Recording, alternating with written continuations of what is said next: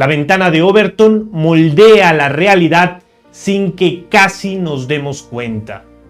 Determina qué opciones ves como posibles cuando estás votando por alguien, qué es lo que te gusta, lo que aceptas, lo que te parece bueno. No es una teoría conspiranoica ni una especulación sobre el futuro, porque no queremos jugar a ser adivinos. Este es un modelo que explica por qué algunas ideas que antes nos parecían impensables hoy son ley y viceversa. Algo que hoy está normalizado se puede volver impensable. Entenderla es como tener un mapa de cómo evoluciona, de cómo cambia el campo político. Yo soy Pablo Vivanco Ordóñez y estamos aquí para entender mejor, porque todo tiene una explicación. Hoy queremos desmenuzar este concepto en 3 partes. Primero entenderemos qué es exactamente esta ventana, luego veremos cómo es que se mueve y finalmente analizaremos su poder silencioso y blando y todos los peligros que esto conlleva. Lo que está dentro de la ventana es lo que un político puede proponer sin que lo tachen de loco o de extremista. Y lo que está fuera, pues bueno, esas son las ideas radicales, las que parecen de otro planeta y las que simplemente no se dicen porque escandalizan a quien las escucha. Pero aquí viene lo más importante. Esa ventana no está fija, se mueve y se mueve constantemente. Y bueno, ¿esto para qué sirve? Pues porque este no es un modelo abstracto hecho para politólogos o especialistas. Es tremendamente importante para cualquier ciudadano por una sola razón. Define qué soluciones se consideran sensatas para los problemas de todos los días, como la vivienda, la salud o la educación. Todo eso influye en lo que debatimos en la mesa familiar y en lo que vemos en las noticias. Cuando entendemos el mecanismo de la ventana de Overton, de repente empezamos a ver el mundo de manera distinta. Comprendemos por qué una idea que hace 10 años sonaba a ciencia ficción, hoy es una ley. Y por qué una práctica que antes era totalmente normal, hoy nos parece una barbaridad absoluta. Entender la ventana de Overton te da perspectiva, ayuda a que podamos ver mejor. Nos permite plantearnos la pregunta de si eso que parecía inaceptable se ha vuelto aceptable o si nos han ido martillando la certeza poco a poco hasta que creamos que estábamos equivocados. Te ayuda a dejar de ser un espectador pasivo o a ser uno que desliza el dedo en la pantalla mientras busca noticias o a uno que cambie el canal simplemente sin hacerse preguntas. Buscamos que se entiendan las reglas del juego, de cómo se fraguan los campos y de cómo se hace posible incluso lo impensable en la política. Pongamos ahora una situación. Imagina que en la discusión política de un país, todo lo que se puede debatir seriamente ocurre dentro de una habitación. Pero esa habitación tiene una ventana.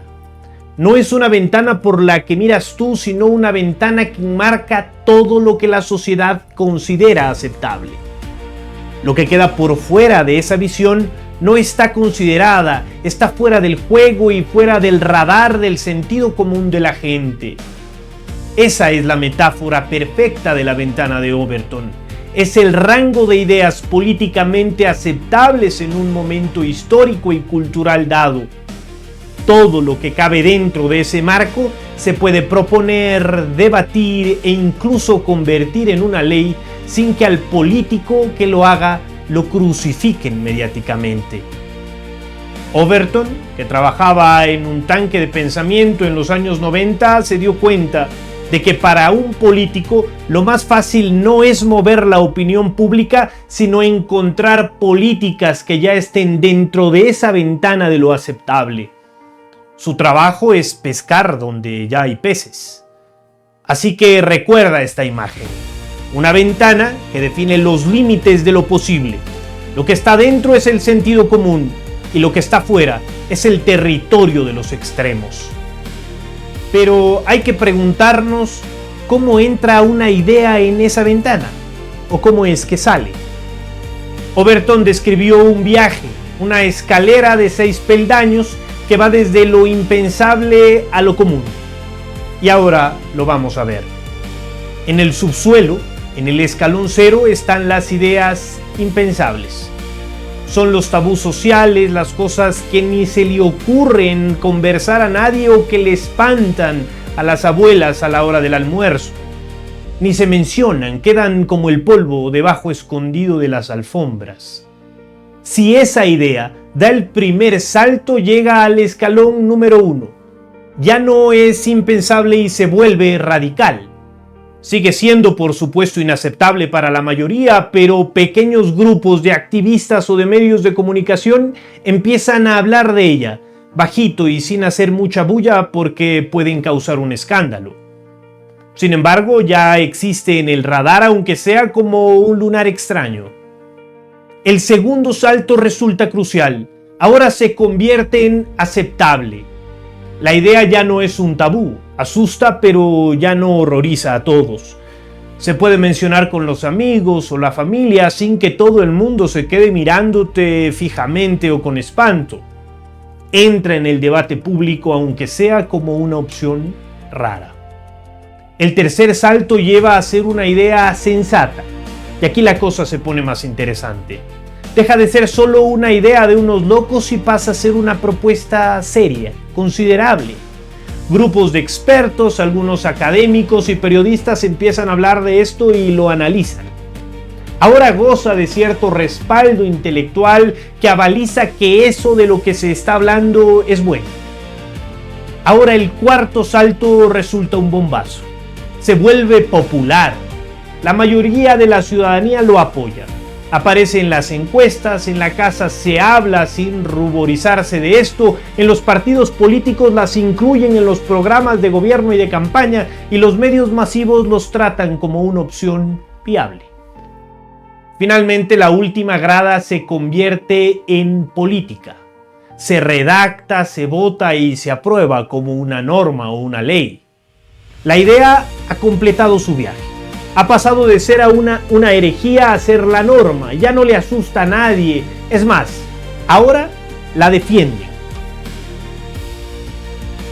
Para que esto no se quede en teoría pura y la veamos en la vida cotidiana, pongamos un ejemplo que muchos recordaremos. Los fumadores en espacios cerrados. Hace unos años esto era lo más normal del mundo. La gente fumaba en el transporte público, en las oficinas, en el consultorio, en los restaurantes. Era una práctica totalmente popular y aceptada. Si no fumabas, eras tú quien se tenía que ir de ese lugar. Luego se empezó a hablar sobre los peligros del tabaquismo pasivo y de lo incómodo que resultaba estar en un espacio donde se veía humo y se olía a tabaco. De repente, esa práctica popular empezó a volverse menos y menos popular.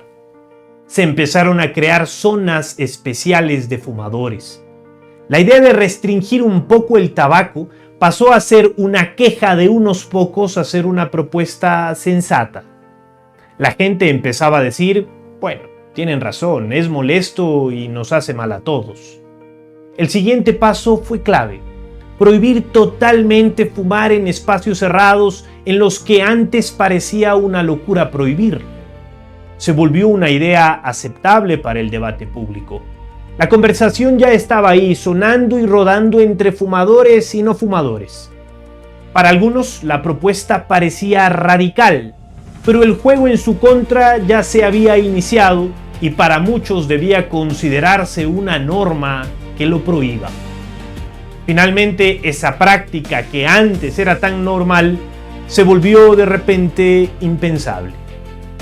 Hoy, ¿te imaginas entrar a un hospital y ver al médico que te va a atender fumando? Es sencillamente inimaginable. Nos parecería una barbaridad. La ventana no solo se movió, sino que se cerró de golpe. Lo que estaba completamente dentro ahora está completamente fuera. Y así es como funciona este mecanismo.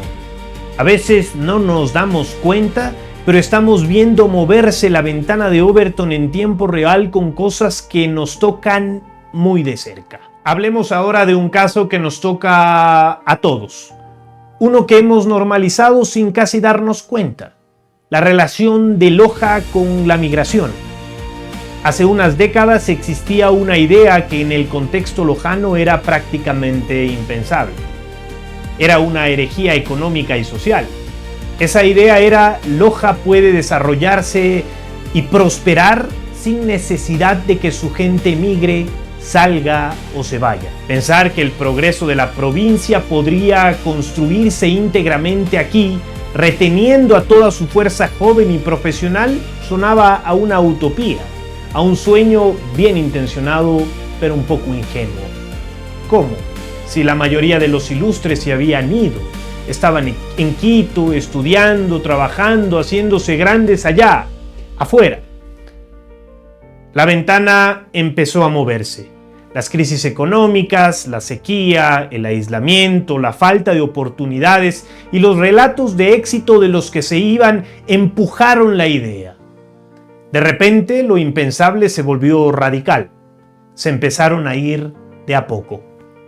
El salto crucial fue cuando esta idea pasó a ser aceptable y luego sensata. Aquí, la narrativa cambió. Se empezó a enmarcar no como una pérdida, sino como una estrategia. Ya eran las remesas un pilar de la economía local, de la diáspora lojana como una red de contactos valiosa. Expertos y autoridades, sin saberlo, aplicaron la ventana de Overton. Dejaron de luchar contra la marea y empezaron a buscar cómo surfearla. La idea de que quedarse no era una buena opción. Esa idea ha ido escalando hasta volverse popular. Se ha normalizado completamente. La migración es una parte inevitable e incluso necesaria del futuro de los lojanos, se dice con frecuencia. Es un discurso que escuchamos casi siempre. Los jóvenes crecen con la mochila hecha, no como una opción triste, sino como el primer plan. Lo que antes era un drama familiar ahora es una estrategia de vida aceptada y hasta fomentada socialmente. Y aquí está el resultado más crudo de que la ventana se moviera. Se ha normalizado la salida de jóvenes y profesionales como si fuera la única estrategia económica viable. Hemos pasado de luchar contra la fuga de cerebros a institucionalizarla. El éxito de un joven lojano ahora se mide muchas veces por lo lejos que haya llegado, pero fuera de Loja. La ventana se movió, tanto que hoy la idea impensable original, desarrollarnos todos aquí, suena de nuevo radical. Nos hemos acostumbrado tanto al marco de la migración inevitable que nos cuesta incluso imaginar un futuro distinto. Y eso nos tiene que hacer reflexionar. ¿Movimos la ventana por pragmatismo o por rendición? Ahora vamos por otro ejemplo, también actual y cercano: la privatización de los servicios básicos. Hace pocos años en nuestra ciudad, la idea de que servicios como el agua, la electricidad y el seguro social pudieran estar en manos de una empresa privada con ánimo de lucro era, para la gran mayoría, sencillamente impensable, porque se consideraban derechos ciudadanos y monopolios naturales que el Estado debía gestionar para todos. La ventana estaba firmemente cerrada a esta idea. El neoliberalismo poco a poco fue empujando la ventana. Se sumaron voceros de comerciantes y empresarios y se instaló la idea de el Estado es ineficiente, es burocrático y es un mal gestor. Esta narrativa, repetida una y otra vez, hizo que la idea pasara de ser impensable a radical. Empezó a escucharse con más frecuencia en los noticieros, en las radios y a leerse en los periódicos. El gran salto se dio con el reenmarcado. La palabra privatización a veces sonaba dura, así que se empezó a hablar de colaboración público-privada, de externalización para ganar eficiencia o de liberalizar el mercado para darle más opciones al ciudadano. La idea se asoció a valores positivos muy potentes: libertad de elección, innovación, modernidad y, sobre todo, eficiencia. Con este nuevo ropaje, la idea se volvió aceptable para la clase política y los medios de comunicación. Esta idea ya no es solo aceptable en muchos sectores, es sensata e incluso popular. Ahora no oímos constantemente que la seguridad social es insostenible y que quizás haya que mirar hacia modelos mixtos, o que la gestión privada del agua puede ser más eficiente. La lógica de la eficiencia ha calado tan hondo que ha opacado el debate de fondo sobre si un servicio básico debe generar servicios o ganancia en términos económicos. Y si seguimos por este camino, es muy probable que dentro de 1 o 2 décadas, la idea de que los servicios básicos deben ser gestionados por privados por pura eficiencia económica sea plenamente aceptada por la mayoría. Habremos interiorizado que eso es lo normal. La ventana se habrá movido tanto que la postura original, la de que el Estado debe ser el garante único de estos servicios, volverá a sonar a radical, a una vieja utopía estatista. Ese es el poder silencioso de la ventana de Overton. Nos hace pasar de preguntarnos, ¿es esto ético?, a preguntarnos, ¿es esto eficiente? Y en ese cambio sutil de pregunta está el futuro de los servicios que damos por sentados. Entonces, si la ventana se mueve, la pregunta del millón es, ¿quién la mueve? Porque evidentemente no se mueve sola. Detrás hay actores con una agenda muy clara y planificada. Son los medios de comunicación cuando eligen de qué hablar y cómo hacerlo. Son los activistas y hoy más que nunca los influencers y las campañas de marketing en redes sociales. Son todos aquellos que tienen un micrófono y una audiencia o los que saben usar los algoritmos y convertirlos en tendencia. No se trata de gritar más fuerte, sino de ser más inteligentes. Lo principal es reenmarcar la idea, es decir, cambiar cómo la presentamos. Impuestos pueden pasar a ser inversión social. Libertad individual puede enmarcarse como egoísmo. Se trata de conectar la idea con valores positivos que ya tengamos interiorizados, como la libertad, la justicia o la seguridad. Y ojo, esto es crucial. Mover la ventana no es intrínsecamente malo. Es una herramienta como un martillo. Puedes usarlo para construir una casa o para romper algo. Depende de la idea y de lo que pretendas mover con ella. Nuestra Matilde Hidalgo, por ejemplo, movió la ventana de lo impensable a lo político y popular. Fue una lucha necesaria la suya para ampliar la ventana de la justicia. Y el truco está en ser conscientes de cuándo están intentando moverla para bien y cuándo están intentando moverla para el mal. Y es aquí donde llegamos a la reflexión final. Entender la ventana de Overton nos da un empujón cívico y sobre todo político. El de ser más conscientes de por qué creemos lo que estamos creyendo. Nosotros vamos llegando al final de este tramo por la ventana de Overton. Espero que este modelo pueda encender algunas luces para seguir pensando lo que sucede a nuestro alrededor y todos los días.